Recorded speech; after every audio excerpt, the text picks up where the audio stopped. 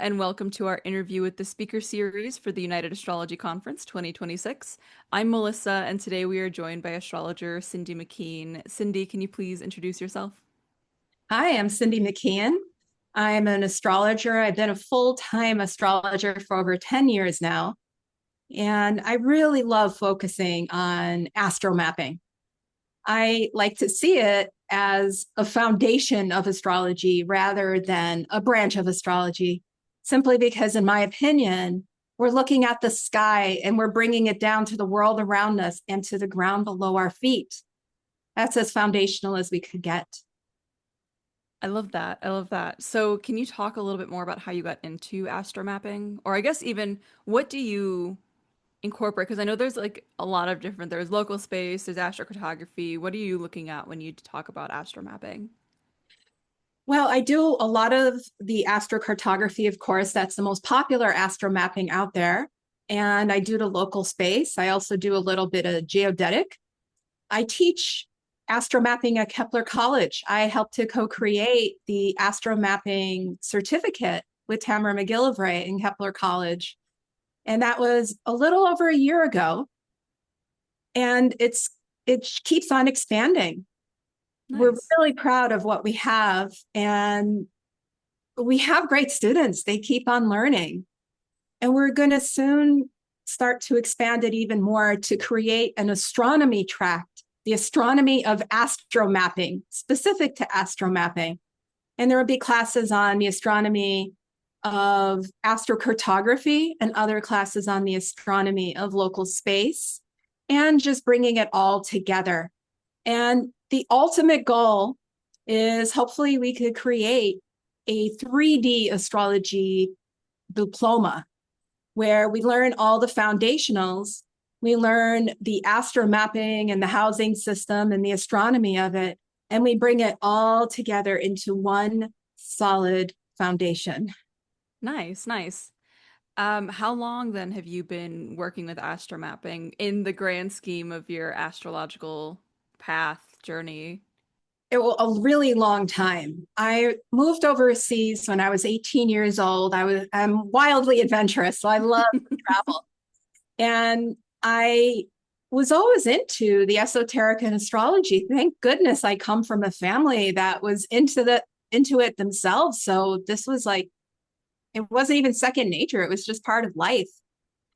And I really love the astrology of things in general.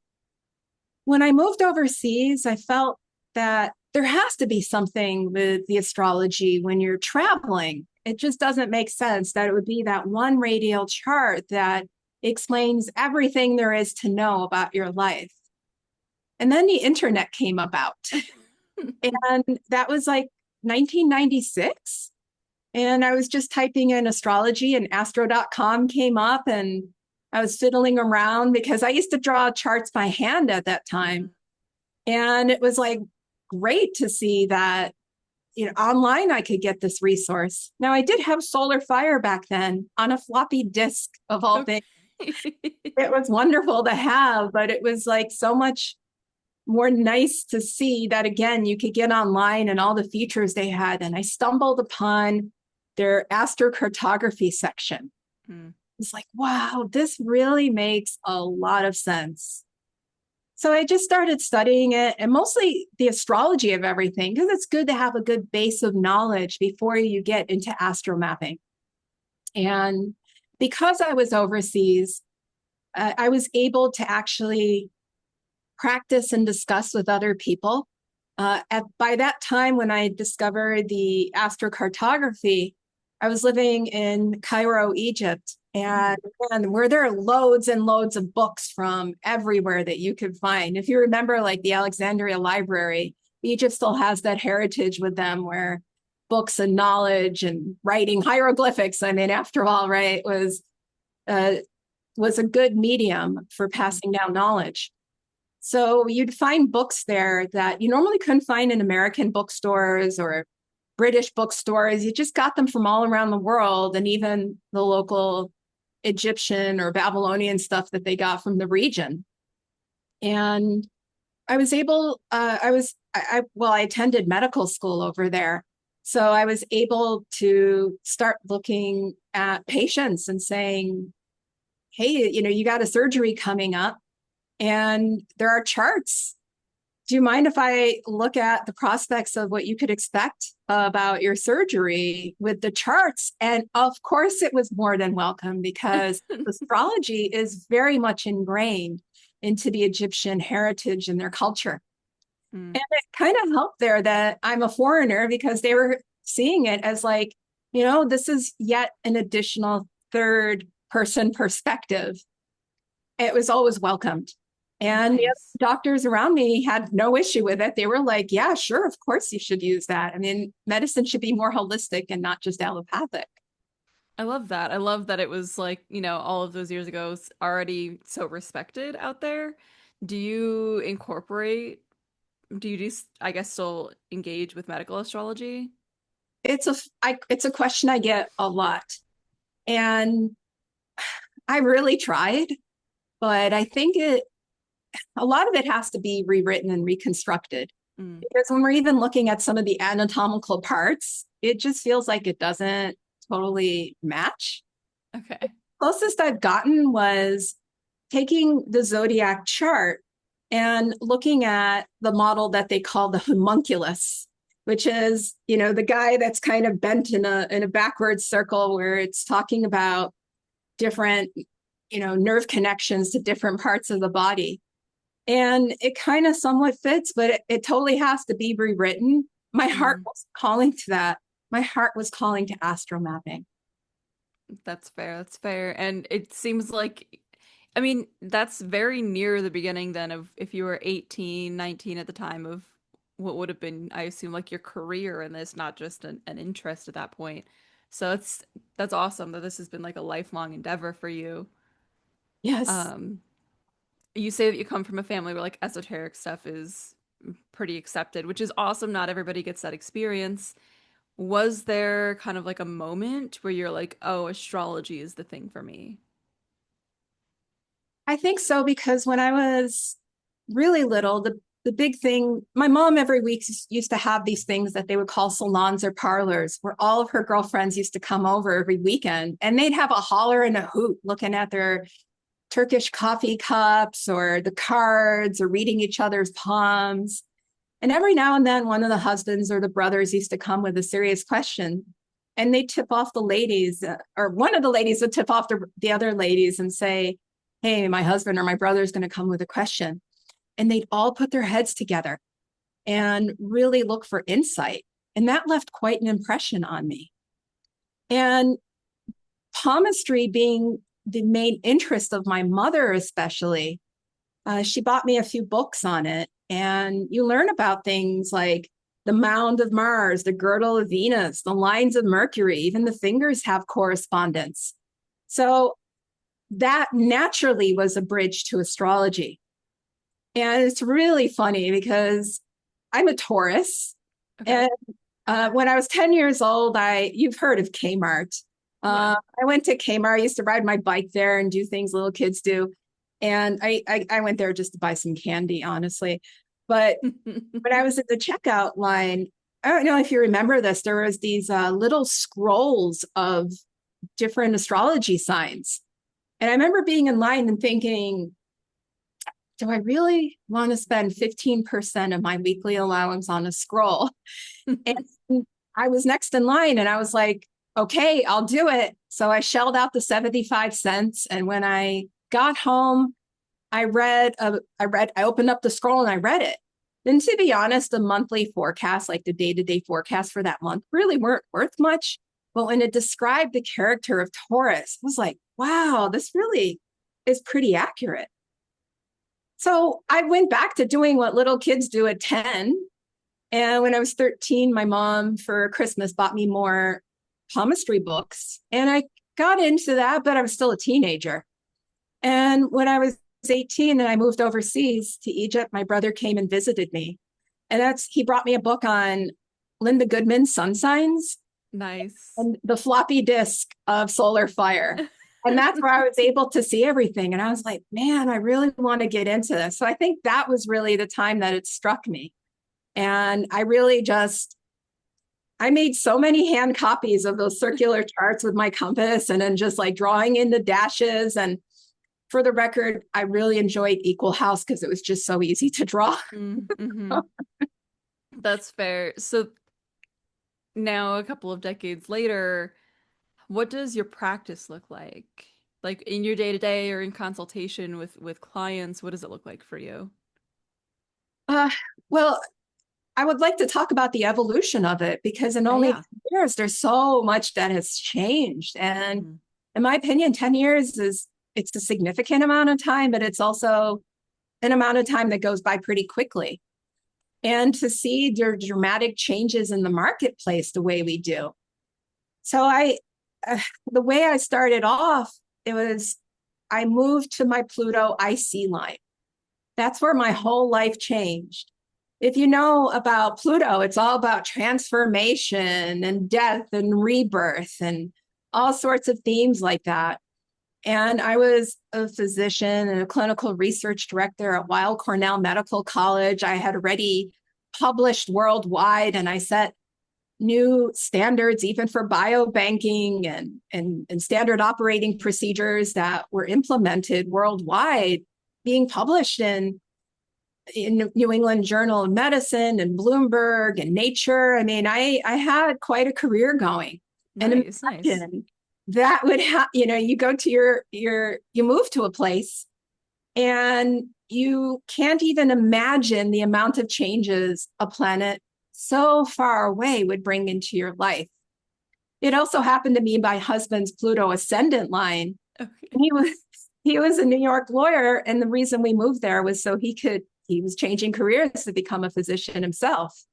And long story short, we didn't end up staying there. We only were there for 2 years, but 6 months in, it was pretty clear that I was being the typical Pluto manifestation of the alienation and public enemy number one, and all these Oh, yeah. And my husband made the suggestion of, you're very much into the astrology and tarot and the esoterics. Why don't you just launch a business? I was so reluctant.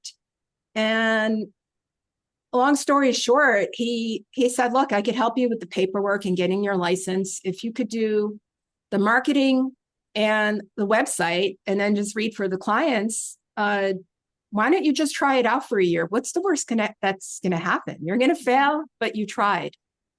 Well, with that attitude, I thought, okay, I might as well.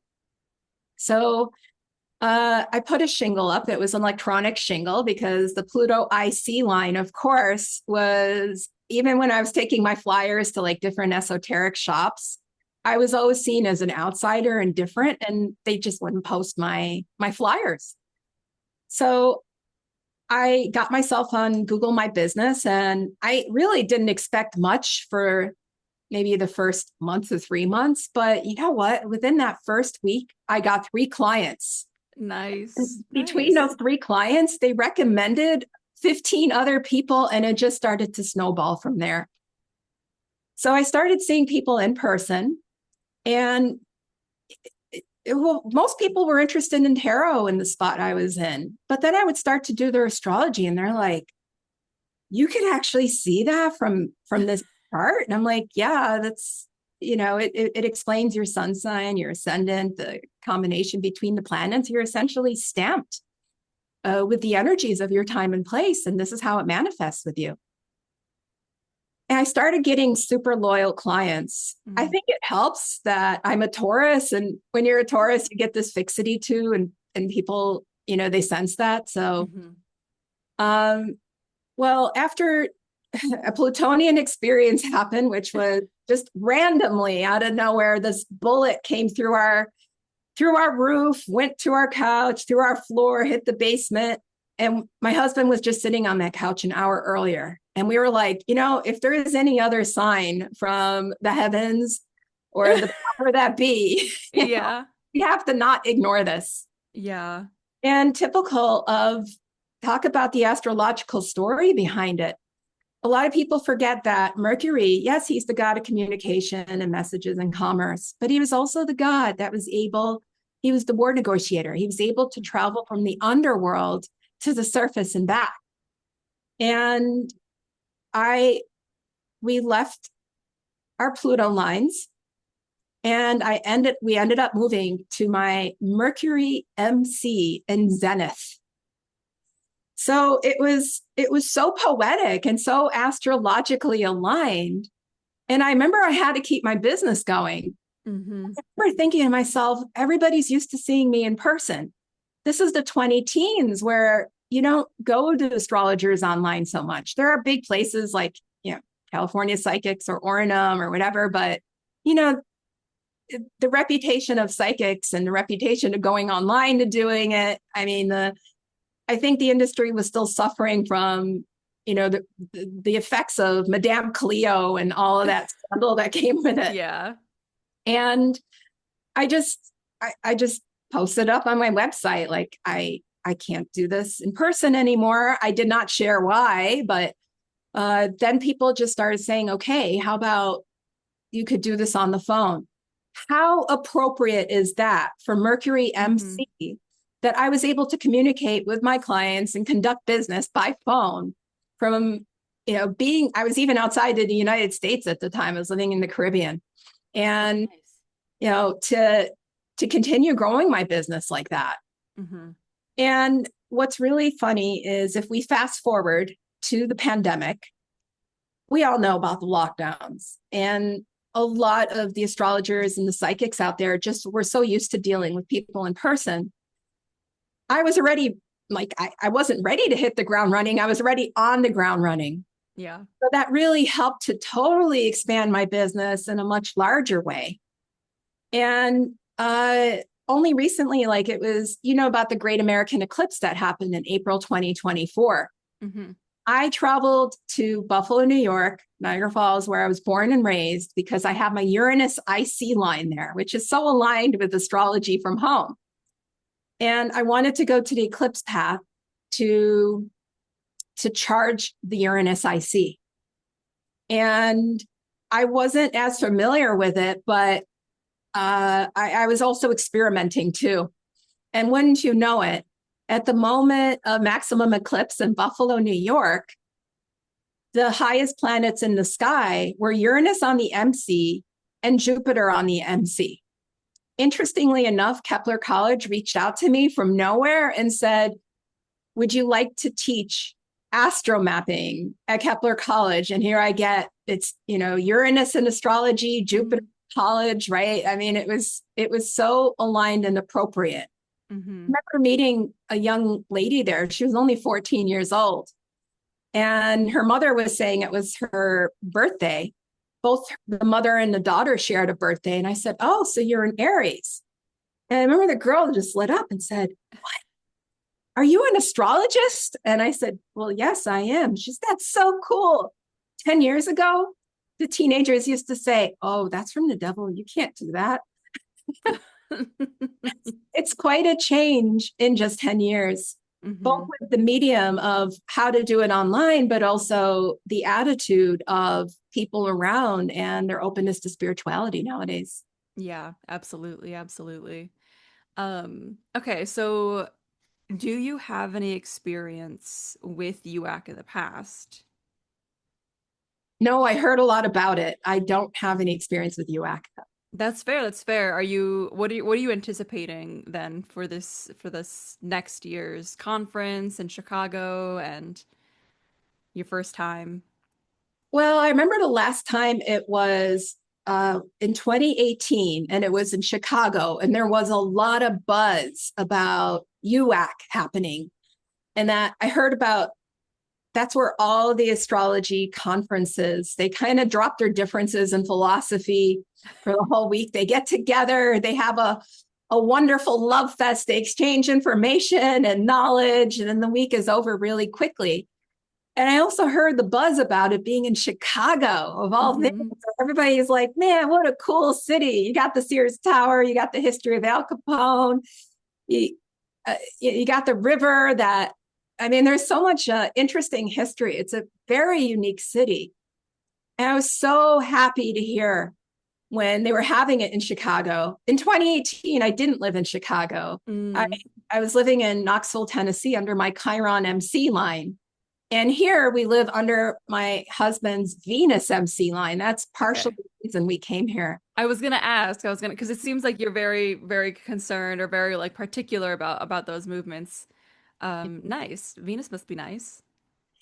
There's something that people don't talk about a lot in astrology or astromapping, rather, and it's called a spillover effect. And my husband's Venus MC benefits me because he gets all these favors, and it's Venus at the top of the sky shining down on you in a favorable way. So as his wife, I just get the fringe benefits immediately. Yeah. Nice, nice. Well, Cindy, thank you so much for joining me today. Is there anywhere that viewers can find out more about you and your practice? Yes, I do. I'm in the middle of restructuring my business. So I'm going to try to consolidate it into one website where you can find out more about me, and especially the astromapping at www.cindymckean.com. And that's my first name and last name, McKean.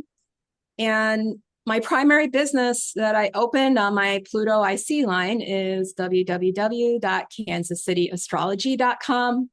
And my Chicago business is the Oracles.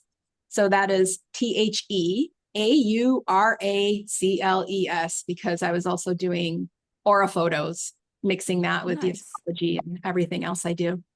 Nice, nice. Well, I will pop all of that in the description box down below. And if viewers want to learn any more about you or any more of our speakers or any other information about UAC, you can go to uacastrology.com. But thank you for joining us today. Well, my pleasure. And thank you for inviting me. Mhm. Thank you for joining us today. You can find new episodes on our channel every Monday and Wednesday, continuing through to the United Astrology Conference in 2026.